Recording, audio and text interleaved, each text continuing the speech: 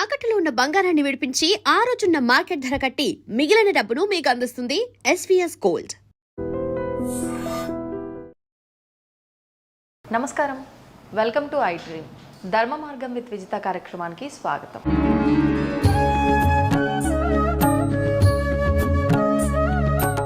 ప్రస్తుతం మనతో పాటు ఉన్నారు భారతీయం సత్యవాణి గారు. అమ్మతో మాట్లాడి మంచి మంచి విషయాల గురించి అడిగి తెలుసుకుందాం. ప్రస్తుతం ఉన్న సమాజంలో ఎన్నెన్నో వింతలు, విడ్డూరాలు, అఘాయిత్యాలు ఎన్నెన్నో చూస్తున్నాం. అసలు ఇవన్నీ ఎందుకు జరుగుతున్నాయి?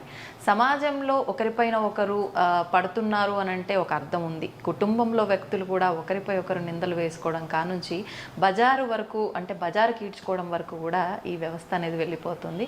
మరి ఎందుకు ఇలాంటివన్నీ జరుగుతున్నాయో అమ్మతో మాట్లాడి తెలుసుకునే ప్రయత్నం చేద్దాం. అమ్మ నమస్కారం. నమస్కారం అమ్మా విజిత. చాలా రోజుల నుంచి అడుగుతున్నావు, నాకేమో ఇంకా ఈరోజు పాపం నేను నిరాశపరచడం ఇష్టం లేక కొంచెం గొంతు ఇదిగా ఉంది, క్షమించు.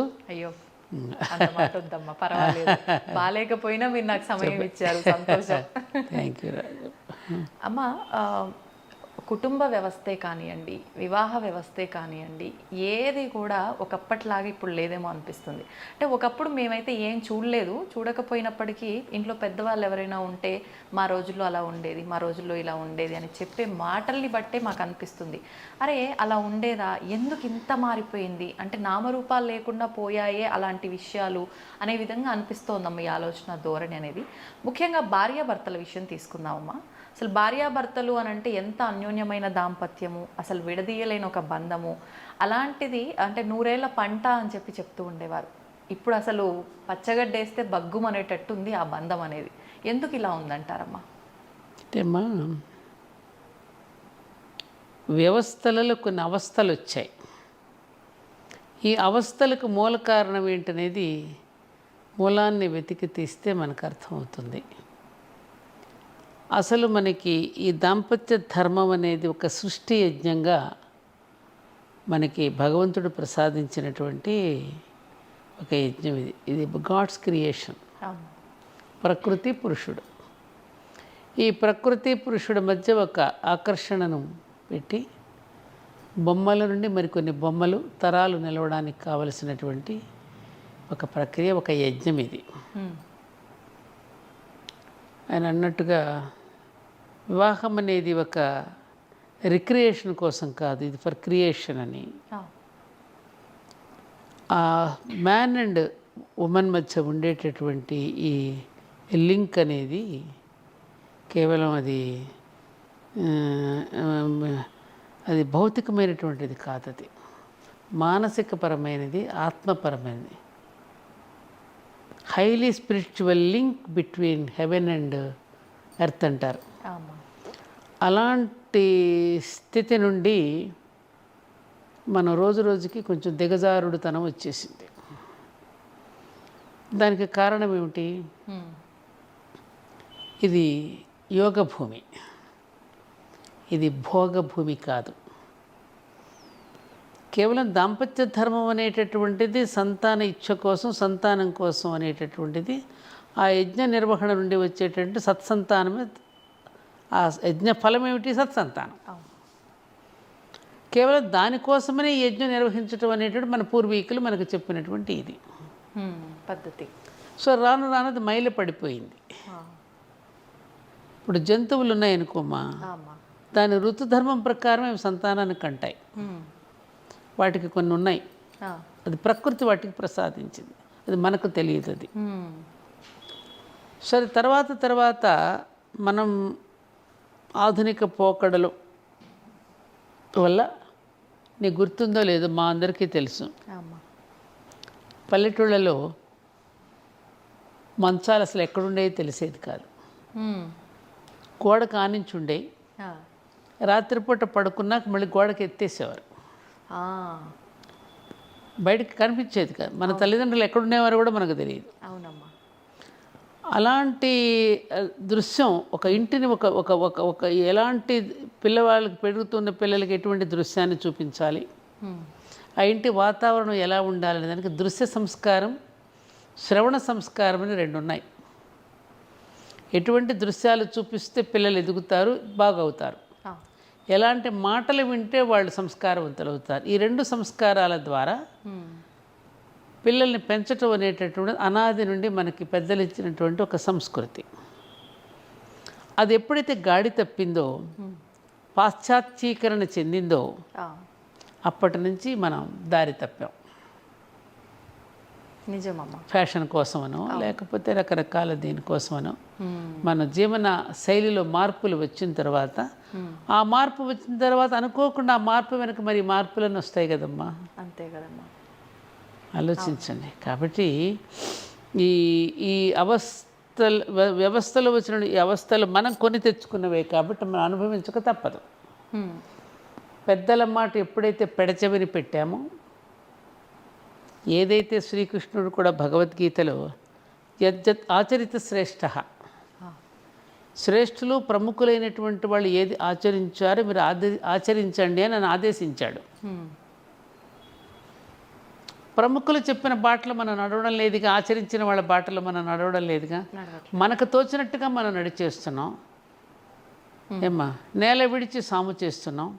మనం కూర్చున్న కొమ్మను మనమే నరికేసుకుని బ్రతుకుతున్నాం కాబట్టి తప్పకుండా ఢామును కింద పడతాం కదా. ఇప్పుడు అలా ఢామును కింద పడి గాయాలు అయిపోయిన తర్వాత లబోదిబోమని ఏడుస్తున్నాం. అలాంటి జీవన విధానం ఇవాళ వైవాహిక జీవితాలు, దాంపత్య ధర్మం బీటలు వారడానికి కారణం ఇవన్నీ ఎవరో చేసింది కాదు, మనకి మనంగా చేసుకున్నదే. అంటే ప్రతి దేశంలో కూడా వాళ్ళ దేశం యొక్క సంప్రదాయాన్ని కొనసాగించుకుంటారు. మనం మాత్రం మనది వదిలేసి వేరే దాన్ని అద్దెకు తెచ్చుకోవటం లేకపోతే వేరే దాన్ని అనుసరించడం అనేది ఒక బలహీనత భారతీయుల్లో బాగా నాటుకుపోయింది. దాన్ని నాటుకుపోవడానికి కూడా కారణం ఏమిటి? ఎంతోమంది పరిపాలించారు ఈ దేశాన్ని, దాడులు చేశారు. ఏమ్మా, తెలిసిందే కదా మీకు. ఆ చేసినప్పుడు ఏంటంటే తరతరాల నుంచి మనలో కొన్ని భ్రమలను కలిగించారు వాళ్ళు. ఎటువంటి భ్రమలమ్మా?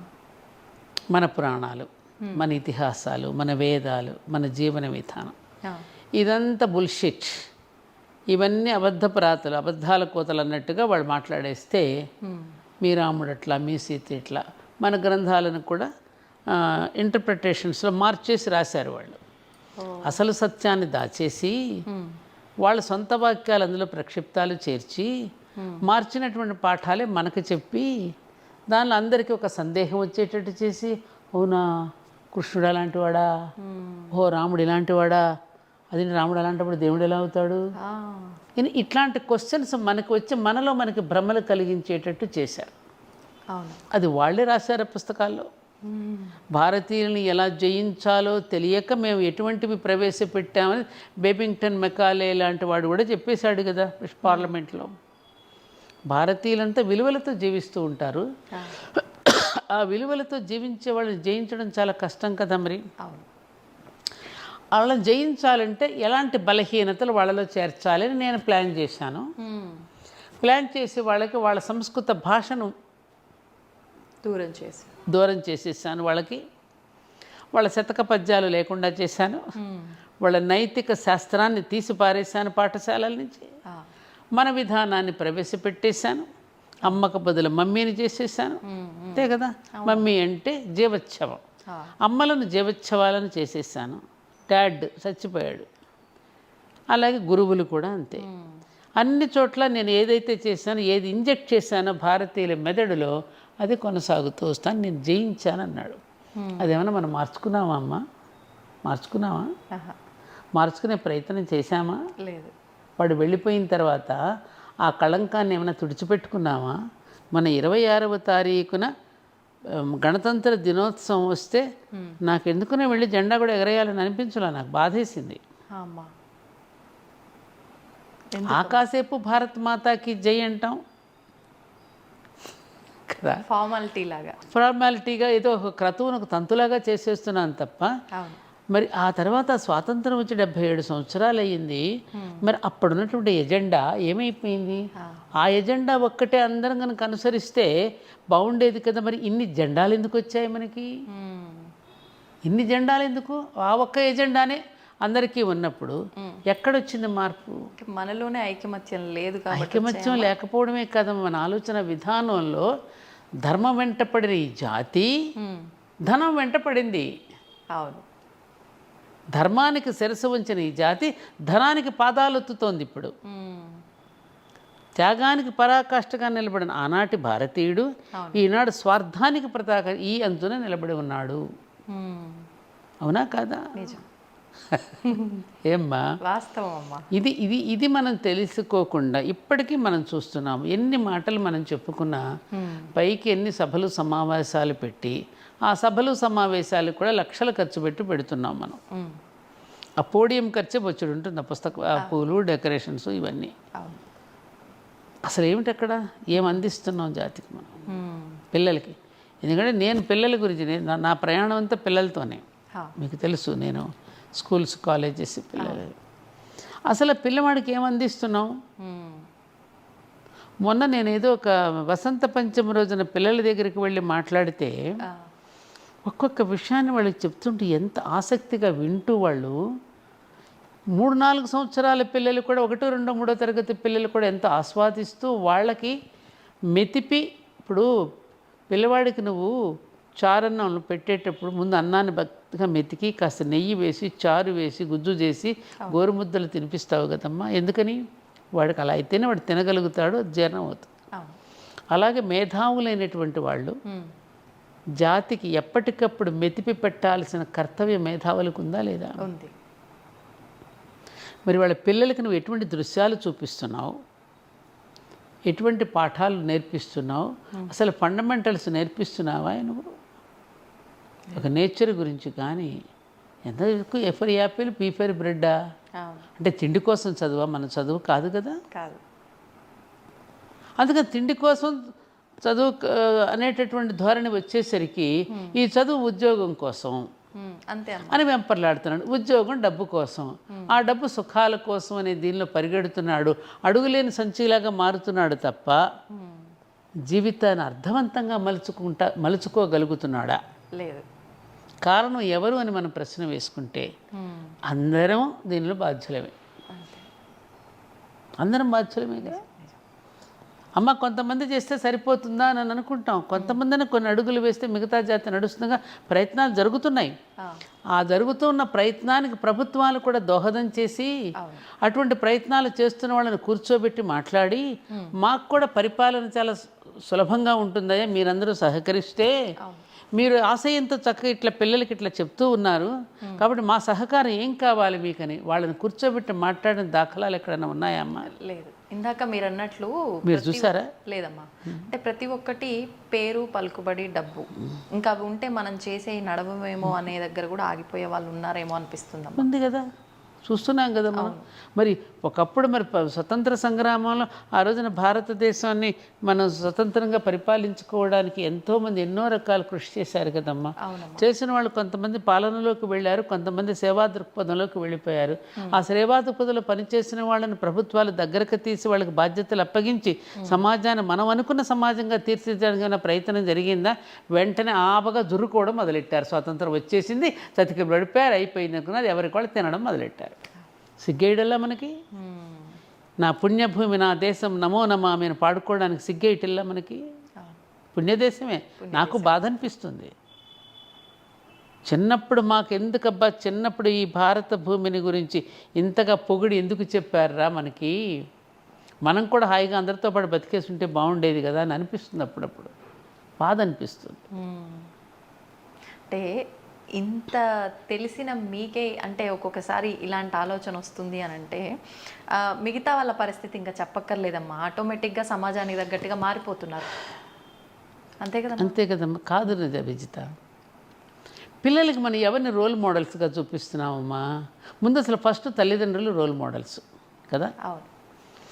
వాళ్ళు సమాజం మమ్మల్ని గౌరవించదేమో మనం సంపాదించకపోతే అని ఇద్దరు బయటికి పరిగెత్తి సంపాదిస్తున్నారు. అవును. ఈఎంఐలు అంటూ నానా రకాలు. నిన్న కూడా ఎవరో ఒకటి వచ్చి ఒకటే ఏడుపు నా దగ్గర. ఈ ఈఎంఐలు కట్టలేక నానా రకాల బాధలు పడి ఫైనాన్షియల్గా మోసపోయి నానా ఇబ్బందులు పడుతున్నామని ఒకటే ఏడుపు. అది ముందు తెలియదా మరి? ఇద్దరం పరిగెత్తి సంపాదించాలి, మనం సంపాదించకపోతే మమ్మల్ని గౌరవించరేమో అనేటటువంటి ఒక ఏమంటారు ఒక న్యూనతాభావానికి ఎందుకు లోనవుతున్నాం మనం? ఉన్నదానితో తృప్తిగా ఎందుకు బ్రతకలేకపోతున్నాం? విలువ లేదు కదమ్మా సమాజంలో అలా ఉంటే. అటువంటి విలువ ఎందుకమ్మా మనకి? అసలు వాడు ఇచ్చే విలువ ఏంటమ్మా? నీకు డబ్బులు చూసి నువ్వు వేసుకునే బట్టలను బట్టి, నువ్వు చేసుకునే నగలను గురించి, నువ్వు తిరిగే కారును బట్టి నీకు గౌరవిస్తే ఆ గౌరవం ఒక గౌరవం అమ్మా? నీ వ్యక్తిత్వం కదా. వాస్తవం. ఏమ్మా, ఎంతమంది మహానుభావులట కొల్లాయిగడ్డు కట్టుకున్న గాంధీ గారిని గౌరవించలేదమ్మా? వినోబాబాజీ అభూదాన ఉద్యమం ఆయన గౌరవించలేదమ్మా? లాల్ బహదూర్ శాస్త్రి ₹1 కూడా తీసుకుని ఇంటికి వెళ్ళాడు. ఆయన ఇప్పటికీ మనం పూజ చేసుకుంటున్నామే. మన వ్యక్తిత్వం అమ్మా. నువ్వు గౌరవిస్తే ఎంత, నువ్వు గౌరవించకపోతే ఎట్లా? ఈశ్వర్ చంద్ర విద్యాసాగర్ పేరు వినే ఉంటావు కదా. ఆయన కూడా ఇట్లాగే పాపం కూలి మోసాడు, ఆయన పెట్టెలు మోసాడు ఆయన కూలివాడికి. ఆయన ఒకరోజు ఇట్లాగే ఒక షావుకారి భోజనానికి పిలిస్తే ఆయన మంచి బట్టలు వేసుకురాలని భోజనం నుంచి పంపించేశారు బయట. నువ్వెవరు పొమ్మన్నాడు. ఓహో, నేను సరిగ్గా ఇలాంటి బట్టలు వేసుకోలేదు కాబట్టి నన్ను గౌరవించలేదా అని ఎక్కడో ఒక అద్దెకి తీసుకుని ఒక కోటు బూటు తెచ్చుకుని కూర్చున్నట్ట భోజనానికి. కూర్చొని భోజనం చేస్తే అప్పుడు రానిచ్చారు. వెళ్ళి ఆయన ఏం చేస్తున్నారు, విస్తరలో అన్నం వడ్డించిన తర్వాత ఆ భోజనాన్ని బూటుకు చూపిస్తూ, బూటు నువ్వు తిను, కోటు నువ్వు తిను, కోటుకు తిని పెడుతున్నట్టు అన్న. ఆ పిలిచిన యజమాని వచ్చి, సార్ ఏంటిది ఏంటి? అవునయ్యా, మరి ఈ సూటుని బూటుని చూసే కదా మీరు గౌరవించారు, అందుకని సూటుకి బూటుకి అన్నం పెడుతున్నా, నన్ను కాదు కదా మీరు గౌరవించింది. సిగ్గుపడ్డాట. అలా బుద్ధి చెప్పడం కూడా రావాలేమో అమ్మ పరిస్థితి. రావాలిగా మరి, రావాలి కదమ్మా. ఆ గౌరవం ఎంతసేపు నిలుస్తుంది నీకు? ఈ గౌరవించిన వాడే రేపు వెనకమాల నిన్ను తిట్టుకుంటాడుగా. అంతేగా కదమ్మా. అది ఆ కృత్రిమమైనటువంటి ఆ గౌరవం పొందడం కోసం మనం ఎందుకు తప్పు చేయాలి? మళ్ళీ చేసిన తప్పుకు మళ్ళీ ఎంత శిక్ష అనుభవించాలి మనం? ఆ కర్మను మళ్ళీ మనం అనుభవించాలి కదా. అంటే ఎవరు ఈ కర్మ అనేది ఉంది అనేది నమ్మట్లేరమ్మా.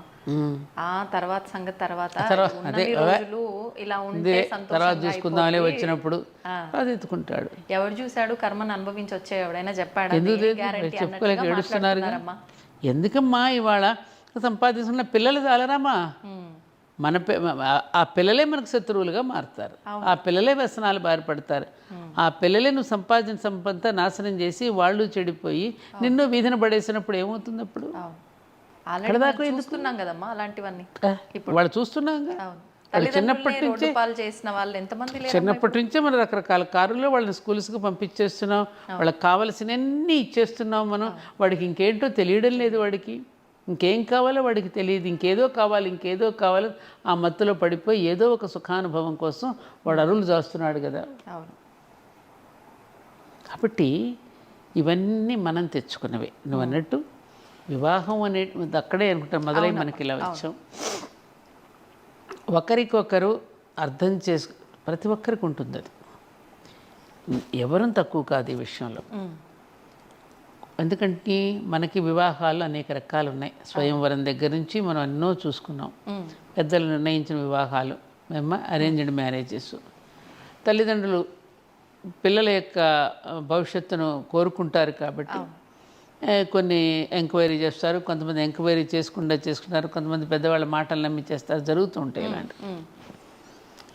అలా జరిగిన తర్వాత కూడా కాపురాలు అలా నిలబెట్టుకుని కష్టాన్ని, దుఃఖాన్ని, అలాగే ఆనందాన్ని అన్నిటినీ సమానంగా చూసుకుని అధిగమించి కాపురాలు నిలబెట్టుకునే వాళ్ళు కొల్లల మంది ఉన్నారు. అది మన ఇండియా యొక్క గొప్పతనం. ఆ ఓర్పు, ఆ నేర్పు, ఆ శృతి కలుపుకుని ఒడుపుగా జీవించటం అనేటటువంటిది ఏమీ చదువుకోకపోయినా, అక్షరజ్ఞానం లేకపోయినా మహిళలందరూ ఆ విధంగా జరుపుకుంటూనే వచ్చారు. కాదంటావా? నీ అమ్మమ్మ, నాన్నమ్మ వాళ్ళందరినీ ఒకసారి అడిగి చూడు. వాళ్ళు కష్టాలు పడలేదా? పడ్డారు. ఏమ్మా, ఆ కష్టాన్ని ఎప్పుడైనా కష్టం అని చెప్పుకున్నారా వాళ్ళు? అరే నా బిడ్డల కోసం అండి ఇది, ఎవరి కోసం పడ్డా నేను ఇది అని అంటారు తప్ప మేము కష్టాలు పడ్డామని చెప్పుకోరేవాళ్ళు. నన్ను కాకపోతే ఆయన ఇంకెవరిని అంటారండి? భార్యాభర్తలు ఇద్దరు దెబ్బలాట్ల మధ్యవర్తి ఎవరైనా వెళ్తే ఏంటండి నా భార్య మీ ఇద్దరం మాట్లాడుకుంటున్నాం, మీకెందుకు మధ్యలో మీరు బొండి అంటారు. మనం సిగ్గుపడాలి. అలా జరిగాయా లేదా? మరి ఇప్పుడు ఎందుకు ఆ ఓర్పు ఇది పోతోంది? మనసులు పెనవేసుకునేటప్పుడు శరీరాలు పెనవేసుకోవడానికి మనసులు పెనవేసుకోవడానికి చాలా తేడా ఉంది. ఇప్పుడు జరుగుతున్నది మీరు అన్న రెండవది కాసేపు అయిపోతుంది. అదే అందుకని ఒకరినొకరు అర్థం చేసుకుని ఒకరి కష్టంలో ఒకళ్ళు. ఇప్పుడు మనకు అరుంధతి నక్షత్రం ఎందుకు చూపిస్తున్నారు? నేను అందుకే ధర్మపురి క్షేత్రం అరుంధతి ఆలయం కట్టిస్తున్నాను. అందుకే. అవునమ్మా. ఎందుకనంటే అక్కడ చూపిస్తారు, ఎప్పుడో పెళ్ళిళ్ళు అవుతున్నాయి, ఎక్కడో చూస్తారు, వాడికి కనపడదు, చూపించేవాడికి కనపడదు, చూసేవాడికి కనపడదు, ఆవిడ ఎవరో కూడా తెలియదు. అందుకని ప్రతి ఒక్కరు వివాహం చేసుకోముందు చేసుకున్న తర్వాత మన దగ్గరికి వస్తే మనమే వాళ్ళకి బట్టలు పెట్టి కూర్చోమ్మా, నువ్వు పెళ్లి చేసుకోబోతున్నావు తల్లి, చేసుకున్నావు, లేకపోతే ఇదిగో ఇలా ఉండాలి, ఇది అరుంధతి చేసిన గొప్పతనం అని ఆవిడ గురించి ఆవిడ చరిత్ర గురించి చెప్పి వాళ్ళకి కాస్త ప్రచోదనం చేయాలని ఒక కౌన్సిలింగ్ సెంటర్లో ఉండాలని నేను ప్రారంభం చేశాను. మంచి ఆలోచన మొదలైందమ్మా. అయింది, త్వరలోనే అయిపోతుంది. ఈ రెండింగ్ లోపే మీరు అందరూ రావచ్చు. తప్పకుండా అమ్మా. ఎందుకనంటే అమ్మా, అందుకనే మనకి నామాల్లో లక్ష్మీనారాయణాభ్యాం నమః, ఉమామహేశ్వరాభ్యాం నమః, వాణీ హిరణ్యగర్భాభ్యాం నమః, శచీపురంధరాభ్యాం నమః, అరుంధతి వశిష్ఠాభ్యాం నమః. ఈ దంపతులన్నీ కూడా ఆదర్శ దంపతుల లిస్టు వీరికి కూడా వస్తుంది. ఆదర్శ ముని దంపతులు వీళ్ళు కదా. అది ఎందుకది ఆయనకి ధైర్యం ఇచ్చింది. ఆయన ఒడ్డును చేర్చి ఆయనకి నేనున్నాననే ధైర్యం. అలాగే ప్రతి భార్య ప్రతి భర్త కూడా భార్యకు భరోసా భర్త, భర్తకు భరోసా భార్య ఇచ్చి మీ కష్టంలో నేను పాలు పంచుకుంటానండి అని. ఎంతమంది వ్యాపారంలో ఇబ్బందులు పడుతుంటే భార్యలు వాళ్ళ నగలిచ్చి వాళ్ళ మాంగళ్యంతో సహా ఇచ్చి ఎంతమంది నిలబెట్టలేదమ్మా? ఏం తల్లి అలా బ్రతకలేదా మనందరం? అలా వాళ్ళకి అది తెలియకపోవడం వల్ల.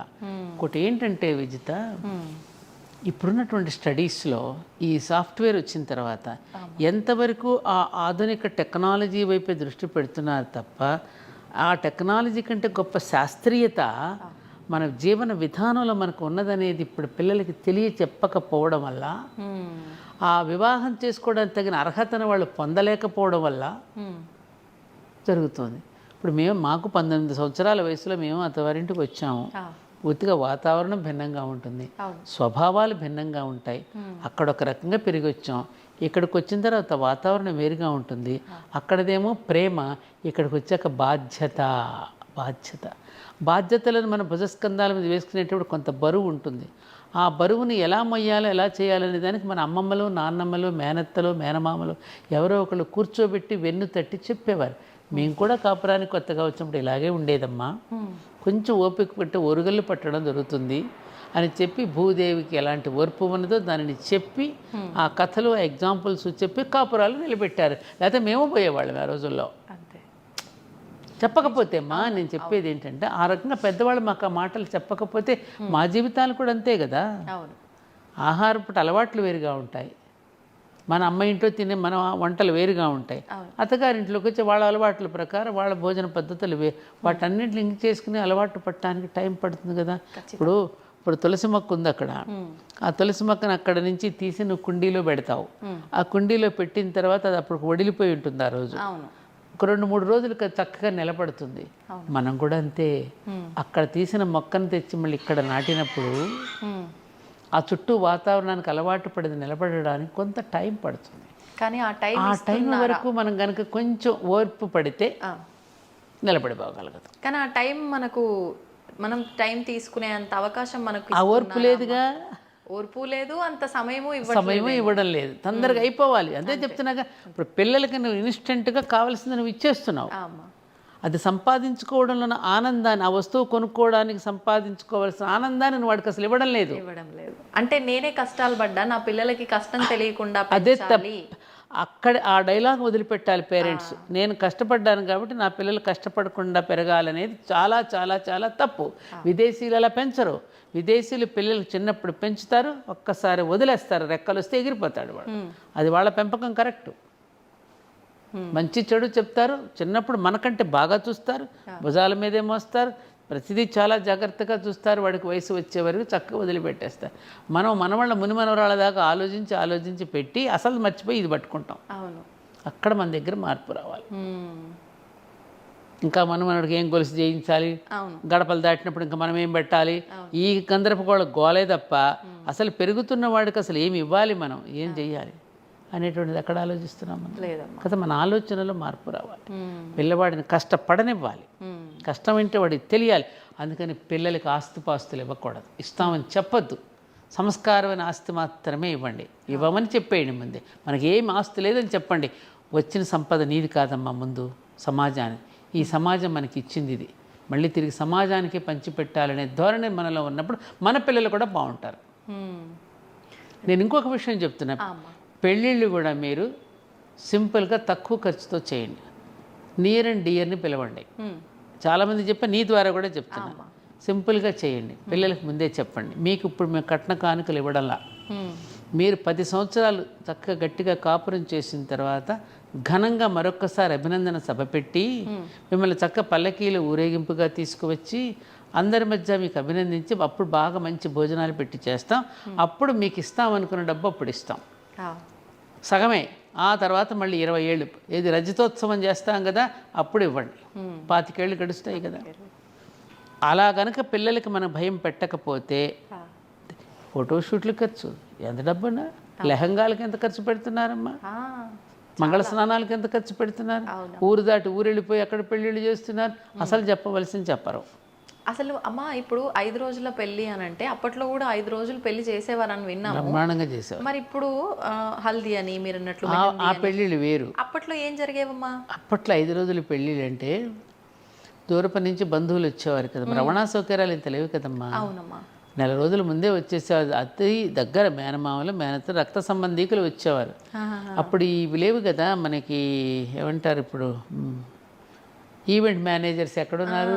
ఈవెంట్ మేనేజర్స్ బంధువులే కదా, వాళ్ళందరూ రావడం, పిండి వంటలని అన్నాలని చేయడం, ఊర్లో గ్రామంలో ఉన్న వాళ్ళందరూ ఒక్కొక్క రోజు ఒక్కొక్కరి ఇంటికి తీసుకువెళ్ళడం, వాళ్ళు కూడా పెళ్లి కూతురునో పెళ్లి కుమారునో చేయటం, సరదాగా ఆటలు పాటలతో సరస సల్లాపాలతో ఆనందంగా జరుపుకునేవారు ఆ రోజుల్లో పెళ్ళి. ఇట్లా కదా, దాంట్లో ఒక రకమైన ఒక ఆత్మీయత, ఒక ఆదరణ, ఒక రసవత్తరంగా ఉండేవి అవి. ఇట్లా ఇవేమి ఇప్పుడు ఈ కల్చర్ ఏమైపోయిందంటే అన్ని రాష్ట్రాల వాళ్ళవి కలగలుపు చేస్తున్నాం మనం. అవును. ఇప్పుడు అవన్నీ కలగలిపి విభిన్నంలో చేసుకోవడంలో తప్పని నేను అనడం లేదు, కానీ వాటిని కొంచెం అర్థవంతంగా చేసుకోండి. దీనివల్ల ఏమవుతుంది, మీరు ఇంత ఖరీదు కలిగిన రిటర్న్ గిఫ్ట్స్ ఇస్తున్నాం మనం. మధ్యతరగతి కుటుంబాలు ఉన్నాయి, మేము అనడం లేదండి, మేము అలా చేయకపోతే మేము అనడం లేదు, ముందే చెప్పేస్తున్నారు. అప్పుడు భర్త మీద ఇప్పుడు ఒత్తిడి పట్టుకొస్తుంది, ఏమండి మరి వాళ్ళు చేయకపోతే మనం చేయకపోతే ఏమనుకుంటారు అని. పాపం వీడు అప్పుల పాలవుతాడు. ఎన్నేళ్ళకి తీరుస్తాడు అప్పు? నిత్యం పెట్టే వాటికే సరిపోతుంటాయి, సరిపోతూ ఉంటాయి. ఈ కోరికలు తీర్చడానికి ఎంత? అవును. ఇప్పుడు డైరెక్ట్గా కట్న కానుకలు అడగట్లేదు, కానీ ఈ డిమాండ్స్ అన్నీ ఉన్నాయి కదా. అలా నా చోటే మీరు పెళ్లి చేయాలి, ఇక ఇంత ఖర్చు పెట్టాలి, ఇంత ఘనంగా పెళ్లి చేయాలి, మేమేం అడగం కానీ ఘనంగా పెళ్లి చేయాలంటారు. అడగరెందుకు? వాళ్ళకి ముందు వెనకాల ఏముందో ముందు ఎంక్వైరీ చేసుకుని దిగుతారు, తెలియకుండా చేసుకుంటారు. ఏంటి లేదు, అలా ఏం లేదు. అలా అమ్మాయిలు అలాగే ఉన్నారు, అమ్మాయిలు కూడా అలాగే ఉన్నారు. అంటే అమ్మాయిలు అలా ఉండడం తప్పని నేను అంట్లా. ఇప్పుడు శక్తి సామర్థ్యాన్ని అవతల యొక్క దీనిని చూసి చేసుకోవటం అనేది కరెక్టే. నీ సెలక్షన్తో నువ్వు చేసుకున్నా కూడా నిలబట్టలేదే. నువ్వే సెలెక్ట్ చేసుకుంటున్నావు, ఫలానా వాడిని వివాహం చేసుకుంటానని అట్లా చేసుకున్నా కూడా నిలవడం లేదుగా. తల్లిదండ్రులు నిర్ణయించిన పెళ్ళిళ్ళు నిలవడం లేదు, నీకు నువ్వు సెలెక్ట్ చేసుకున్నది నిలవడం లేదు, అబ్బాయి కానీ అమ్మాయి కానీ. మరి ఎందుకని ఇక్కడ ఎందుకు తేడా వస్తుంది? ఈ గోసా అంతే కదమ్మా. ఈగో ఒకటి. అంటే పెళ్ళి వరకు ఒకరితో ఒకరు ఉండే విధానం వేరు, పెళ్ళి అయిన తర్వాత ఇంకా అంటే ఇప్పుడున్న ఆడపిల్లల పరిస్థితి ఏంటి అని అంటే మొన్నటి వరకు చూపించిన ప్రేమ ఇప్పుడు నాతో చూపించట్లేదు, లేకపోతే మొన్నటి వరకు ఒక గౌరవము, రెస్పెక్ట్, కేరింగ్ ఉండేది, ఒక్కసారి తాళే ఎప్పుడైతే కట్టాడో అప్పటి నుంచి అవన్నీ కనిపించట్లేదు, అప్పుడున్నలా ఇప్పుడు లేడు అనేది ఒక కంపేర్ చేసుకోవడం, ఇప్పుడు కంపేర్ చేసుకోవడం ఎక్కువైపోయిందమ్మా. దీనివల్ల అంటే పెళ్ళయ్యే వరకు నన్ను మోసం చేసిండు పెళ్లి చేసుకునేదాకా, పెళ్ళయిన తర్వాత నాకు ఆ ప్రేమ వివాహాల్లో జరుగుతున్నాయి, ప్రేమ వివాహాల్లో జరుగుతున్నాయి. అంటే నేను చేసుకుందే ఇలాంటి మనిషి కదా నాకు కావాలి అని చెప్పి ఆ విధానాలన్నీ చూసి. అది ఎప్పుడు ఎలా ఉంటుందమ్మా? ఇప్పుడు ఇక ప్రేమ చేసుకున్నాడు కదా నీకు ఎప్పుడు నీ ఎదురుగుండానే కూర్చుంటాడా? బాధ్యతలు ఉన్నాయి కదా, ఆ బాధ్యత నిర్వర్తించడమే ప్రేమ అనేది ఏ రూపంలో ఉంటుంది?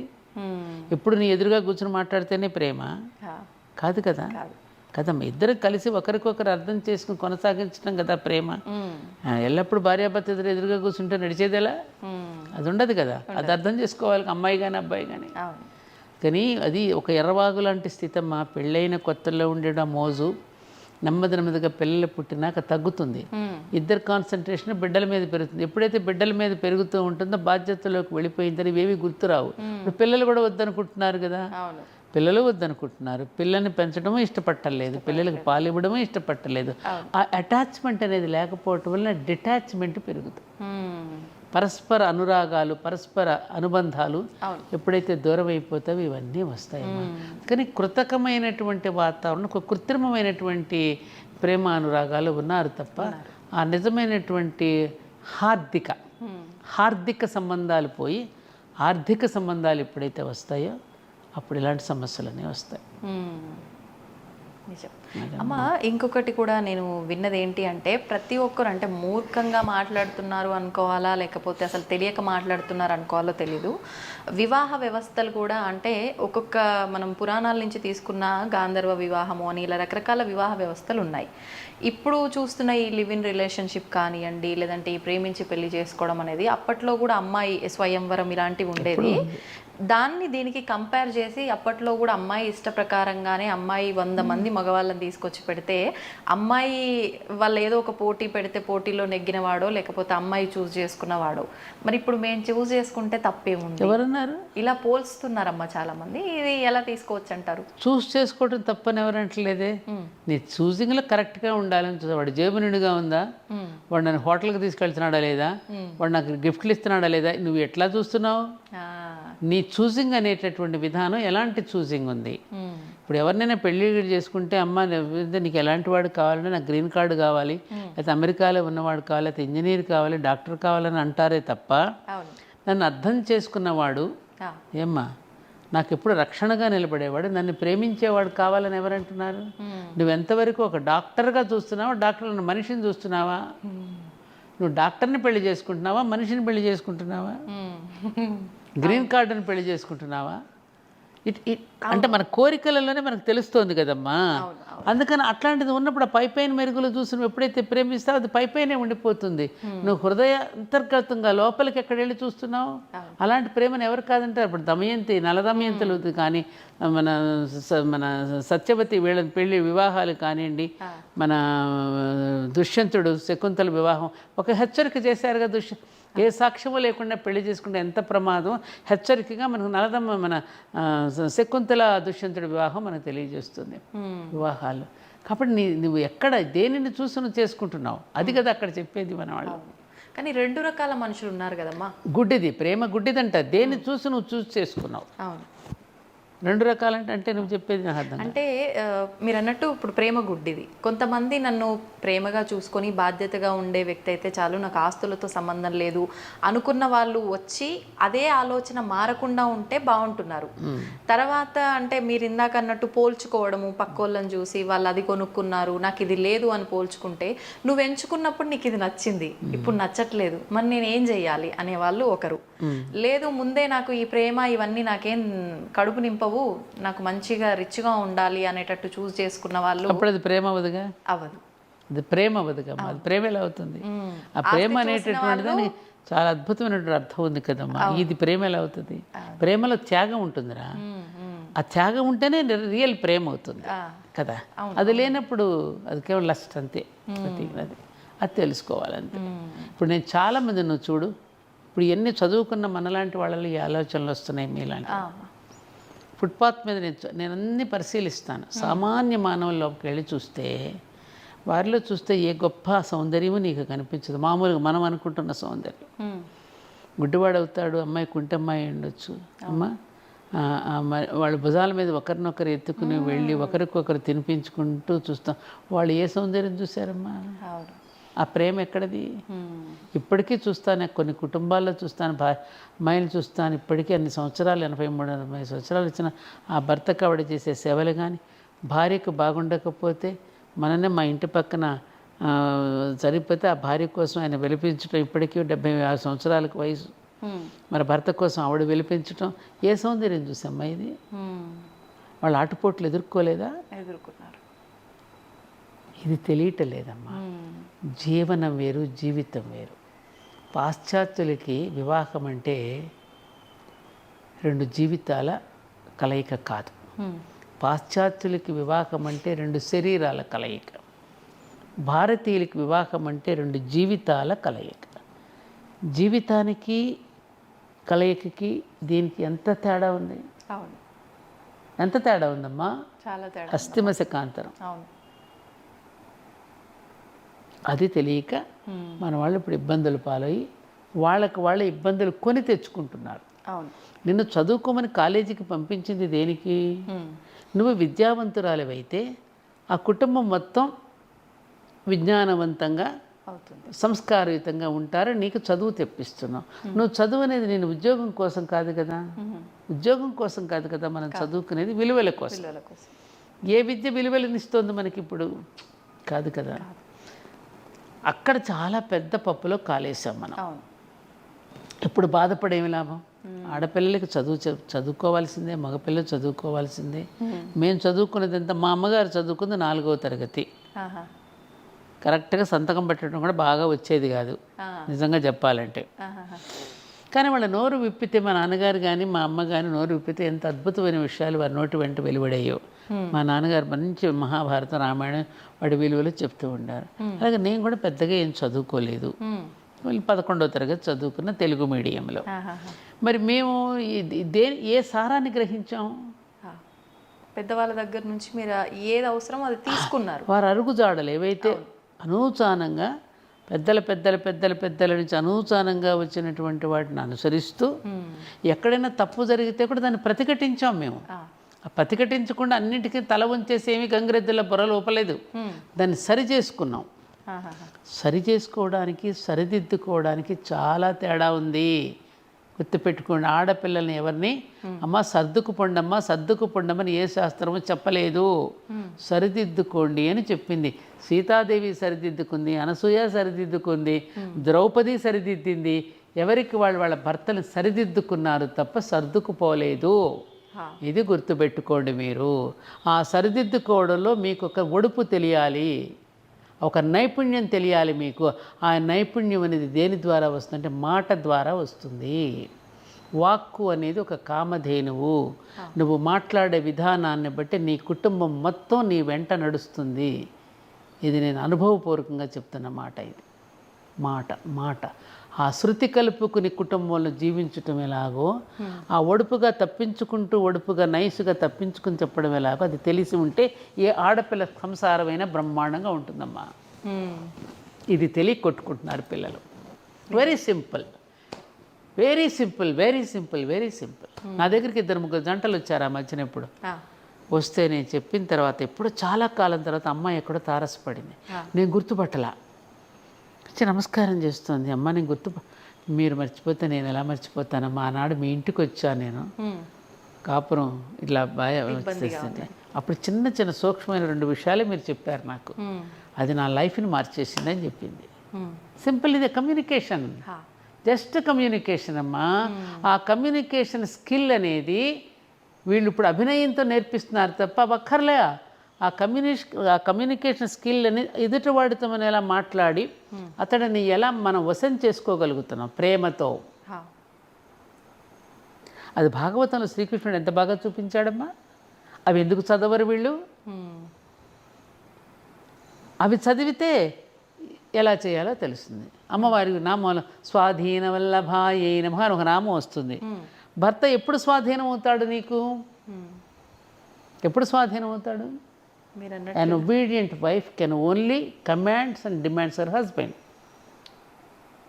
ఇలాగే ఒకసారి సత్యభామ శ్రీకృష్ణుడితో పాండవులు అరణ్యవాసంలో ఉన్నప్పుడు నేను వస్తానని మీతో పాటు వాళ్ళని చూడటానికి వెళ్తున్నాడు శ్రీకృష్ణుడు. వెళ్తూ ఉంటే నేను వస్తానని చెప్పేసి ఇద్దరు బయలుదేరి వెళ్ళారు. వంట ఇంట్లోకి వెళ్ళి ద్రౌపది వంట చేస్తూ ఉంటే సత్యభామ వెళ్ళి ఈ ఒక్కడిని నేను వశం చేసుకోవడానికి నా తరం కావడం లేదు, నాకు ఎవరిని మన శ్రీకృష్ణుడిని ఎలా వశం అయ్యారు ద్రౌపది? నీకేమైనా మందు పెట్టావా, మాకులు పెట్టావా, ఎట్లా ఈ 5గురు నీ వశం అయ్యారు అని అడిగితే ద్రౌపది తప్పు సత్యభామ, ఈ మాట ఇంకెక్కడ మాట్లాడుకో, ఎంత పొరపాటు మాట్లాడావు నువ్వు, నా దగ్గర అంటే అన్నావు కానీ ఇంకెక్కడ అనకు. భర్తల్ని మందులు పెట్టి మాకులు పెట్టి ఇంకొకటి పెట్టి వశం చేసుకోరు. ఉదయం లేచిన దగ్గర నుంచి నేను వాళ్ళ బాధ్యతలన్నీ నేను తీసుకుని ఉదయం బ్రేక్ఫాస్ట్ దగ్గర నుంచి రాత్రి డిన్నర్ వరకు వాళ్ళకి అన్నీ నేను అరేంజ్ చేసి, వాళ్ళు ఏ బట్టలు వేసుకుంటే బాగుంటుందో వాళ్ళకి కావలసినవన్నీ అరేంజ్ చేసి నేను వాళ్ళని సేవించుకుంటూ ఉంటాను. అట్లా వాళ్ళకి కావలసినవన్నీ అందిస్తూ స్నేహపూర్వకంగా ఉంటాం మేము. అట్లా ఉంటారు తప్ప భర్తలు మనకి ఏదో మందు పెట్టి మాకు పెట్టి వసూలు చేసుకోవాలి. ఏది వద్దో అది ఆచరిస్తున్నారు ఇప్పుడు. ఏమ్మా, అందుకని ఇవి ఇవి తెలియాలిగా పిల్లలకి. తెలియాలి. ఏమ్మా, అవునమ్మా. అసలు నువ్వేం చేస్తున్నావు, నువ్వు ఎలాంటి రూపంతో కనిపిస్తున్నావు నీ భర్తకి, ఎలా మాట్లాడుతున్నావు, ఇది ఆలోచించారు ఎప్పుడైనా?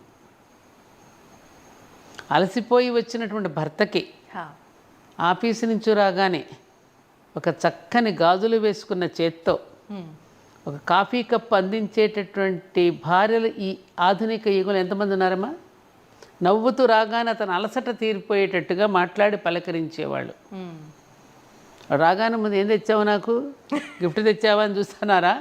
అసలు అతను అలసిపోయి వచ్చిన వాడికి సేద తీరేటట్టుగా ఎవరుంటున్నారు?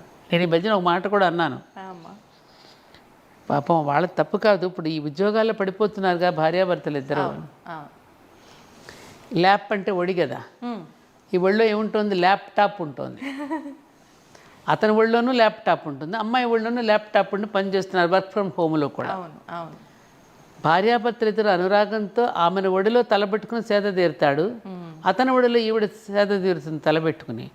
ఆ ల్యాప్లో వీళ్ళ తలకాయ ఉండాల్సిన బదులు ఈ ల్యాప్ టాప్ ఎప్పుడు వచ్చినా వీళ్ళ టాపులు వేసిపోతుంది. టాపులు వేసిపోతుంది వీళ్ళ అరుపులకి, కేకలకి. ఎందుకని? స్ట్రెస్, ఒత్తిడి మొత్తం ఇదంతా దానిలో ఉన్న రేడియేషన్ అంతా బాడీ మీద పడిపోతుంది. పిల్లలు సరిగ్గా పుట్టటల్లా, అవయవాలు సరిగ్గా లేని పిల్లలు పుడుతున్నారు, ఆటిజం పెరిగిపోతుంది, డాక్టర్స్ హెచ్చరిస్తున్నారు. మరి ఆడు కనిపెట్టేవాడు అన్నీ ముందే మనకి హెచ్చరికతోనే పెట్టాడు, ల్యాప్టాప్ నీ టాపులు వేసిపోద్ది ఒళ్ళో పెట్టుకుంటే అని. ఏమ్మా, అంతే.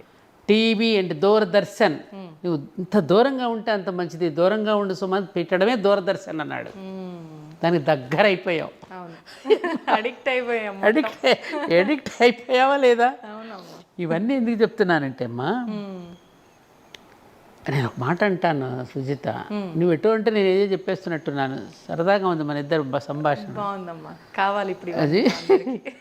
ఇవి ప్రకృతి అంటే సైంటిస్టులు ఉంటారు, శాస్త్రవేత్తలు ఉంటారు కదా, వాళ్ళు ఎంతో అన్వేషణ మొదలుపెట్టి ఏదో కనిపెట్టాలని పరుగు తిరుగుతున్న కొద్దీ ప్రకృతి తన తలుపులు తెరిచి అన్ని రహస్యాలను ఇస్తూ ఉంటుంది పిల్లలకి. కనిపెట్టలేగా వీళ్ళంతా. ఆమె యొక్క రహస్యాలని ఆవిడ కనిపెడుతున్నానని పోతున్న కొద్ది రహస్యాలను విప్పి చెప్తూ ఉంటుంది. అవన్నీ మేము కనిపెట్టామని వీడు విర్రవీగుతూ ఉంటాడు. కానీ ఆ ప్రకృతి మరొకటి కూడా చెప్పింది, వేరే నేను 2 ఇచ్చాను, దేని నేను వద్దని చెప్పలేదు, దేనికైనా హద్దు ఉండాలని ముందే చెప్పాను మీకు, హద్దులు ఎరిగి ప్రవర్తించమని చెప్పాను మీకు. కానీ హద్దులు మీరు ప్రవర్తించేటువంటి ప్రమాదం ఉంటుందని కూడా నేను చెప్పాను. కానీ మీరు హద్దులు మీరి వెళ్ళిపోతున్నారు. హద్దులు మీరి వెళ్ళిపోయినప్పుడు ఆ ప్రమాదాన్ని ఎదుర్కోవాల్సింది, ఆ ప్రమాదానికి ఏమంటారు దానికి మాడి మసైపోవాల్సింది మళ్ళీ మీరే సుమా అని ప్రకృతి హెచ్చరిక చేస్తూనే ఉందిగా, చేస్తుంది. దాచిపెట్టుకోలేదు తన రహస్యాలు, ఇంకా నీ కూడా బోలెడున్నాయి. ఉన్న రహస్యాలను వీడు తీస్తున్నాడు, చెప్తున్నాడు. ప్రకృతి నేను దర్శించాను అని అనుకోవడంలో అతని ఎదుగుదల కనపడుతుంది. ప్రకృతి నేను జయించాను అంటే ప్రమాదం. జయించావా? జయించగలవా? అస్సలు సాధ్యపడదు. ఆల్రెడీ ప్రకృతి తన పని తాను మొదలుపెట్టేసింది కదమ్మా. అవునమ్మా. ఈవెన్ ప్రకృతినే కనుక అతను జయించాను అని అనుకుంటే మన నాసా ఈ శాస్త్రవేత్తలందరూ ఇది మన శ్రీహరికోటలో ఈ కక్షల్లో ప్రవేశపెట్టేటప్పుడు శ్రీ వెంకటేశ్వర స్వామి దివ్య సన్నిధానంలో పెట్టేందుకు వెళ్తున్నారు? నమ్మకం కాదు, అంతా ఇది దైవ సృష్టే. దైవ సృష్టి ముందు మానవ సృష్టి నథింగ్ అనేది తెలిసే కదా ప్రయోగం చేస్తున్నాం మేమని. ఆ ప్రయోగానికి ఆవిడ కావలసిన ఆశీర్వాదం నీకు ఇస్తోంది. ఇప్పుడు నువ్వు తపస్సు చేసి రాక్షసులు ఎన్నో కోరికలు కోరుతున్నారు, కోరికలను ఇస్తోంది ఆ తపస్సు ఫలితంగా. ఇస్తున్న ఈ కోరికే నీకు ప్రమాదం రాని హెచ్చరిక కూడా చేస్తోంది. భస్మాసురుడు ఏమయ్యాడమ్మా? కంసుడు ఏమయ్యాడు? రావణాసురుడు ఏమయ్యాడు? మారీచుడు ఏమయ్యాడు? మరి వీళ్ళందరినీ ఎందుకు సంహరించింది? తర్వాత సంహరించి తన మెళ్ళలోనే వేసుకుంది. ఒరే నేను ముందే చెప్పానురా, కోరిక కోరే ముందే మీరు ఆలోచించి కోరుకోండిరా, ఆ కోరికే మీకు చివరికి శాపం అయిపోతుందిరా అని ముందే చెప్పింది కదా. ఇవాళ మనకి ఈ ఆధునిక టెక్నాలజీ అనేటటువంటిది కూడా మనం దాని వెంట పరిగెడుతున్న కొద్దీ అది మన వేళాకోళం పట్టిస్తోంది. ఇది ఎందుకు లింకు? ఇప్పుడు నువ్వు అడిగిన ఈ దాంపత్య జీవితానికి కూడా ఇది లింకు కాబట్టి చెప్తున్నా నీకు.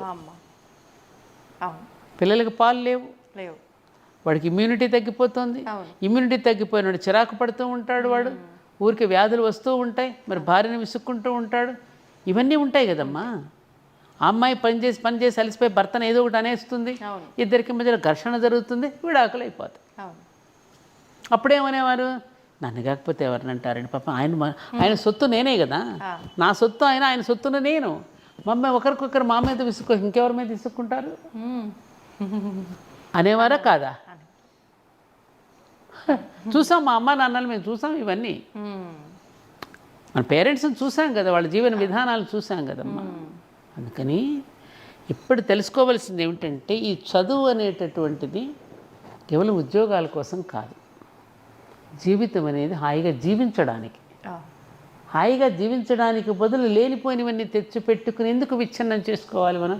కాబట్టి ఓ యువత, ఇప్పటికైనా ఆలోచించండి నాన్న, ఇప్పటికైనా మీరు వెనుతిరిగి ఒక్కసారి మీ జీవితాలను సరిచేసుకోండి, సరిచూసుకోండి అని చెప్పడం కన్నా మా అలాంటి పెద్దవాళ్ళు ఇంకేం చెప్తాం? కోరికలను నియంత్రించుకోండి, ఇంద్రియాలను నియంత్రించుకోండి. నియంత్రించుకోవడం దానికి పద్ధతులు మన పూర్వీకులు మనకి ఎన్నో అందించి, మెడిటేషన్ ద్వారా, ప్రాణాయామం ద్వారా, యోగా ద్వారా ఇవన్నీ మన పెద్దలు పెట్టారు. ఎందుకంటే లెస్ లగేజ్ మోర్ కంఫర్ట్ అన్నట్టుగా, ఊరికే విషయాలంపటాలు ఊరికే పోగు చేసుకోకుండా సింపుల్గా బ్రతుకుతూ సింపుల్గా జీవిస్తూ హాయిగా జీవించండి. సాదాగా జీవించండి, ఉన్నతంగా ఆలోచించండి, ఎంత హాయిగా ఉంటుంది.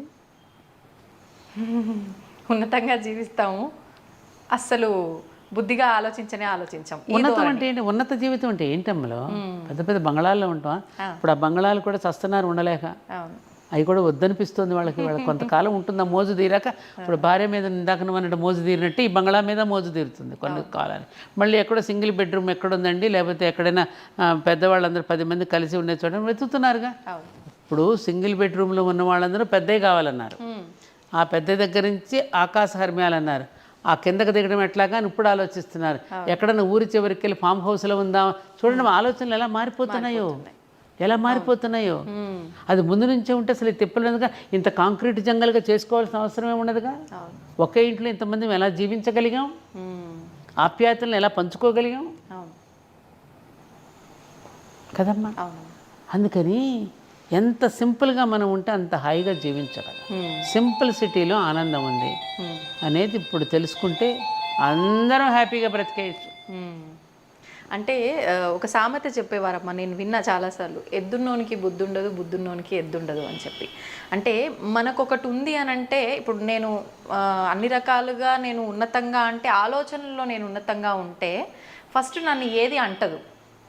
అంటే నాకు ఇది కావాలి, అది కావాలి, నేను పోల్చుకోను, ఎదుటోళ్ళతో పోల్చుకునే ఆలోచనే రాదు.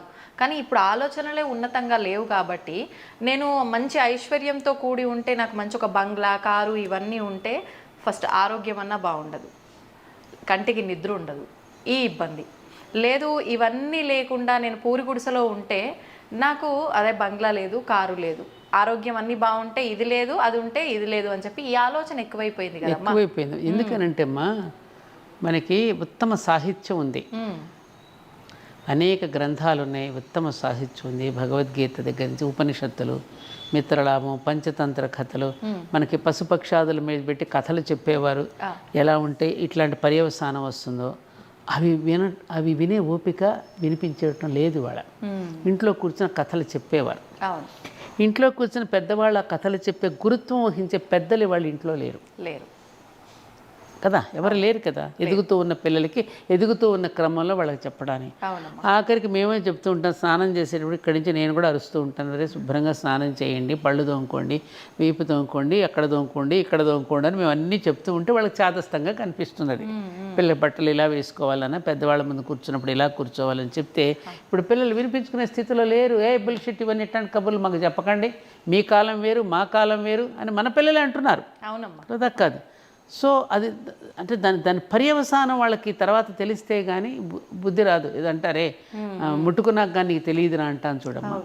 సో అట్లాంటి పరిస్థితుల్లో ఉంటే మనకేంటంటే ముఖ్యంగా మన సాహిత్యంలో ఒక రియలైజేషన్ ఉంటుంది కదా, రిలాక్సేషన్ ఉంటుంది. అవి చదువుతున్న కొద్దీ, పెద్దలు చెప్పిన వాక్యాలు తెలుసుకుంటున్న కొద్దీ మన కన్ను విచ్చుకుంటుంది, మనసు విచ్చుకుంటుంది. ఏ కన్ను? అంతఃచక్షువు, ఈ బాహ్య చక్షువులు కాదు. అది విచ్చుకున్న కొద్ది జీవితం అంటే ఏమిటో, జీవితం యొక్క విలువలు ఏంటో మనకు అర్థమవుతాయి కదా. అప్పుడు అందుకని పిల్లలకి చిన్నప్పటి నుంచి సాహిత్యాన్ని అలవాటు చేయండిరా మీరు. ఆ సాహిత్యం ఒకటి చిన్నప్పటి నుంచి అలవాటు చేసేవారు కదమ్మా. ఇప్పుడు అది లేదు పిల్లలకి. మంచి పుస్తకాలు చదవడం అనేటటువంటిది, ఆ కథలు చెప్పడం అనేటటువంటిది, ఎప్పటికప్పుడు వాళ్ళని సరిచూడటం అనేటువంటిది, పెద్దలు వాళ్ళని మందలించి చెప్పడం అనేది ప్రతి ఇంట్లో పోయింది. పెద్దలే లేరు అసలు, ఇళ్ళలో పెద్దలు వద్దనుకుంటున్నారు. ఇప్పుడున్నటువంటి తరం స్వేచ్ఛగా ఎక్కడో జీవించాలనుకుంటున్నారు తప్ప పెద్దలు ఇంట్లో ఉంటే మన పిల్లలకు ఉపయోగం అనేటటువంటిది పోయింది. కాబట్టి అనుభవించాలి, తప్పదు. రెండవది ఆటపాటలు.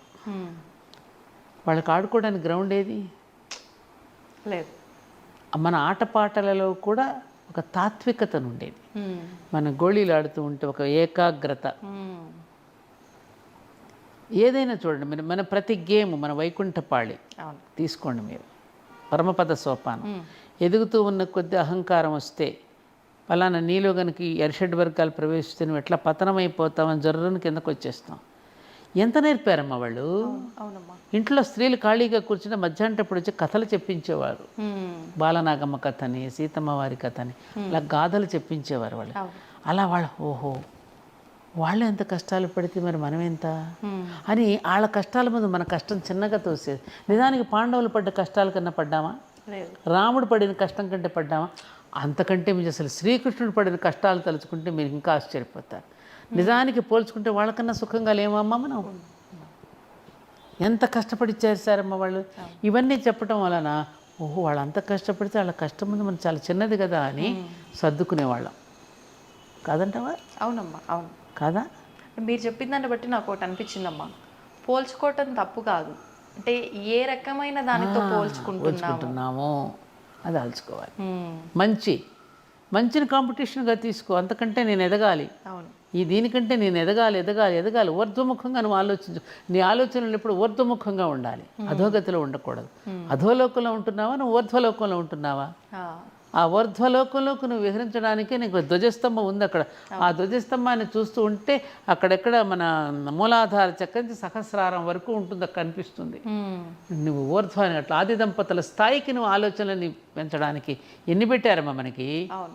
సంతోషం ఏంటంటే ఈ మధ్యకాలంలో నేను చూస్తున్నాను, ప్రపంచవ్యాప్తంగా మన భారతీయమైనదే కాదు, ప్రపంచవ్యాప్తంగా ఈ సనాతనమైనటువంటి ధర్మం ఏదైతే ఉందో, ఎటర్నల్ ధర్మ, ఆ ధర్మాలు మన ఋషులు ఏవైతే చెప్పారో ఆ ఋషులు చెప్పిన వాటిని ఇప్పుడు ప్రయోగాత్మకంగా చూసి ఆశ్చర్యపోయి మన ఓంకారం మనం పలుకుతూ ఉన్నప్పుడు వచ్చే మన ప్రకంపనల మీద రీసెర్చ్ చేసి హ్యాట్స్ ఆఫ్ అన్నారు. మన గుడి చుట్టూ మనం చేసే ప్రదక్షిణలు చేస్తున్నప్పుడు మన బ్రెయిన్లో ఎటువంటి ప్రకంపనలు వస్తున్నాయో, ఏ విధంగా మనం కనెక్ట్ అవుతున్నామో, మనం తీర్థం తీసుకునే దగ్గర నుంచి, గుడిలో ప్రసాదం తీసుకునే దగ్గర నుంచి అన్నింటి వెనుక ఉన్న శాస్త్రీయత నా కోణాల్లో చెప్తూ ఉంటే, విదేశీయులు చెప్తుంటే అవునా తెల్లబోతున్నామే మనం. అది ఎప్పుడు పెట్టారు, ఎందుకు పెట్టారు, ఎంత అద్భుతాలు చేశారు. ఇది వాళ్ళ ప్రపంచవ్యాప్తంగా ఒక చర్చ జరుగుతోంది. మళ్ళీ వాళ్ళు ఎక్కడా కూడా భక్తుల యొక్క సందోహం పెరిగిపోతుంది. కానీ అది ఎటువైపుకి దారి తీస్తుంది అనేది ఒక భయంకరంగా కూడా ఉంది. ఒక రకంగా చెప్పాలంటే చాలా భయంకరంగా ఉంది. అది పెరుగుతోంది కానీ అది అంటే తెలుసుకోవడం కోసం కాదమ్మా, కోరికల కోసం ఒక హిస్టీరియా లాగా మారింది. అది ఒక హిస్టీరియా అంతే అమ్మా. ఇది కూడా ప్రమాదం. అవును, ఇది కూడా ప్రమాదం.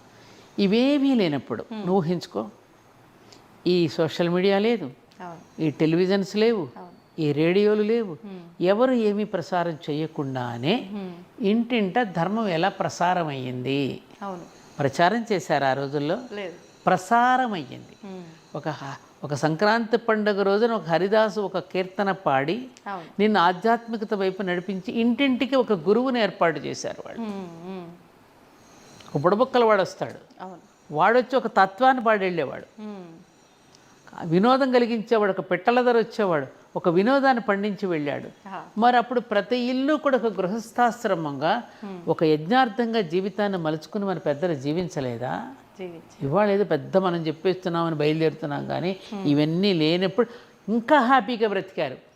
ఒకటి విజిత, ఇప్పుడు చెప్పడాలు ఎక్కువైపోయి ఆచరించడం తక్కువైంది. ఇది మాత్రం వాస్తవం. అనుకోవడాలు ఎక్కువైపోయి అనుష్ఠించడం మానేశారు. అవును. అవునా కదా? నిజమమ్మా, నిజం. అంటే ఎవరికి తోచినట్టు వాళ్ళు చెప్తున్నారు, మేము ఎవరిది ఆచరించాలి కదా. ఒక చిన్న విషయం అమ్మా, మీరిప్పుడు కృష్ణుడిని ఆరాధిస్తే కృష్ణుడే గొప్ప అని కృష్ణుడికి సంబంధించిన విషయాలే చెప్తారు. అందరూ కృష్ణుడిని ఆరాధించండి అంటారు. శివుణ్ణి ఆరాధించిన వాళ్ళు శివున్నే ఆరాధించండి, శివుడే అల్టిమేట్ అంటారు. ఈ కన్ఫ్యూజను చెప్పేవాళ్ళు పలు రకాలుగా చెప్పేసరికి ఆచరించే వాళ్ళ దగ్గరకు వచ్చేసరికి ఒక క్వశ్చన్ మార్కు. ఎవరిది ఆచరించాలి, ఏది ధర్మం, ఎవరు చెప్తున్నది కరెక్టు, ఈ ప్రశ్న చెప్పడం కరెక్ట్గా చెప్పలేకపోవడమే. కృష్ణుడు వేరు కాదు, అక్కడ శివుడు వేరు కాదు, ఇద్దరు ఒకటే. ఒక్కొక్కడు ఒక్కొక్క పోర్ట్ఫోలియో నిర్వహిస్తున్నప్పుడు దాంతో పిలువబడ్డాడు అంతే. పోషిస్తున్నప్పుడు విష్ణువు అన్నావు, లయం చేసుకుంటున్నప్పుడు శివ అన్నావు, సృష్టిస్తున్నప్పుడు బ్రహ్మ అన్నావు. మనకి ఎన్ని లేవమ్మా? అవునమ్మా. ఇప్పుడు నువ్వు ఇంట్లో ఉంటే నీ హస్బెండ్ ఏమని పిలుస్తాడు, నీ అమ్మ ఏమని పిలుస్తుంది, నీ పిల్లలు ఏమని పిలుస్తారు, మన మనవడు ఏమని పిలుస్తాడు. మనకే ఎన్ని పేర్లు ఉన్నాయి, ఆయనకి ఎన్ని పేర్లు ఉండవమ్మా? అంతేగా, సృష్టి మనకే ఎన్ని పేర్లు ఉంటాయి. సర్వవ్యాపకుడు కదా, అనేక నామాలతో ఏ పేరుతో పెట్టినా పిలుస్తానన్నాడు కదా. కాబట్టి ఇవన్నీ మానవ సృష్టి. ఋషుల యొక్క వాక్కులను పక్కన పెట్టి ఎప్పుడైతే మనుషులు చెప్పే మాటల వెంట మనం పడుతున్నామో, ఈ భిన్న భిన్న కోణాలు ఎప్పుడైతే చెప్తా ఉన్నారో అక్కడ కన్ఫ్యూజన్ ఏర్పడుతుంది. ఆ మాస్టర్ గారు ఒక మాట అనేవారు, మేధావులేమో కన్ఫ్యూజన్లో పడిపోయారు, ఇడియట్స్ ఏమో దూసుకుపోతున్నారు. మేధావులు కన్ఫ్యూజన్లో పడిపోతే ఇడియట్స్ ఏమో దూసుకుపోతున్నారు. కరెక్టే కదా ఇది. ఈ కన్ఫ్యూజన్ ఎందుకు మనకి? అవును. ఏకం సత్ విప్ర బహుదా వదంతి. ఒకే సత్యాన్ని వివిధ రూపాలు ఎవరి శైలిలో వాళ్ళు చెప్పారు. సత్యం ఒక్కటే. అక్కడ ఇన్ని లేవు కదమ్మా, ఇన్ని లేవు. బంగారం ఒక్కటే. ఆభరణాలకు ఎన్ని పేర్లు పెట్టుకున్నాం మనం? మెళ్ళలో పెట్టుకుంటే నెక్లెస్ అంటున్నావు, చెవులకు పెట్టుకుంటే దుద్దులు అంటున్నావు, లోలకలు అంటున్నావు, మళ్ళీ వాటిలో ఎన్ని రకాలు. ఏం తాటంకాలు అంటున్నావు, ఏమో చేతులకు వేసుకుంటే గాజులు అంటున్నావు, కాళ్ళకి పెట్టుకుంటే కడియాలు అంటున్నావు. ఎన్ని పేర్లు? మెటీరియల్ ఒక్కటే, మెటీరియల్ విధానాన్ని బట్టి పేరు పేరు అంతే. ఇది కూడా అంతే. ఇది ఇక్కడ కన్ఫ్యూజన్ ఏంటంటే మన పూర్వీకులు దాన్ని ఒకే ఒక్క సామెతలోనే మొత్తం ద టోటల్ ఎస్సెన్స్ ఆఫ్ వేదాస్ని ఒక పద్యంలోనే ఒక్క సామెతలో చెప్పేశారు వాళ్ళు. వాల్మీకి మహర్షి చేసిన కృషి, వ్యాస మహర్షి చేసిన కృషి సామాన్యుల మెదడులోకి, ప్రతి పూరి గుడిసెలోకి వెళ్ళిపోయింది ఎప్పుడోనే. అనవసరంగా మనం తీసుకుని వచ్చి రకరకాలుగా మనం కన్ఫ్యూజ్ చేస్తున్నాం తప్ప జనాల్ని. వాళ్ళకి అన్నీ తెలుసు. నేను ఎప్పుడు కూడా విజిత సామాన్యుల్లోకి వెళ్ళి మాట్లాడుతుంటాను, ఊడ్చేవాడి దగ్గరికి.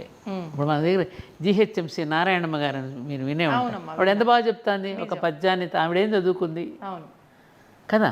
అలాగే నువ్వు పొలాల్లోకి వెళ్ళి చూడు, కూలీలను వెళ్ళి ఎంత అద్భుతమైనటువంటి ఫిలాసఫీ చెప్తారో తెలుసా. నాకు ఆశ్చర్యం వేస్తుంది వాళ్ళు చెప్తుంటే. ఎంత నాలెడ్జ్ వీళ్ళ దగ్గర, ఎంత నాలెడ్జ్ ఉందో, ఎంత అద్భుతంగా చెప్తారు వాళ్ళు. వాళ్ళు టీవీలకు వచ్చి మనలాగా కూర్చొని చెప్పడం లేదు. వాళ్ళ దగ్గరికి అడిగితే జీవిత సత్యాలు తెలుస్తాయేమో మనకి. అన్నీ తెలిసి వాళ్ళు ఏమి తెలియని వాళ్ళ ఉంటారు. తెలియక తెలిసినట్టు మిడిసిపడుతూ మనకు ఏదో తెలుసని మనం చెప్పేస్తున్నాం, ఏం తెలియదు. సోక్రటీస్ ఒక మాట అంటాడు, నాకు అన్నీ తెలుసు, నాకు బాగా తెలుసు అంటాడు. ఏం తెలుసు అండి అంటే, నాకేమీ తెలియదని నాకు బాగా తెలుసు. ఈ వాస్తవాన్ని అందరూ గ్రహించాలి. అలాగే ఇదమ్మా, ఏదో కొట్టుమెట్టాడుతున్నారు తప్ప.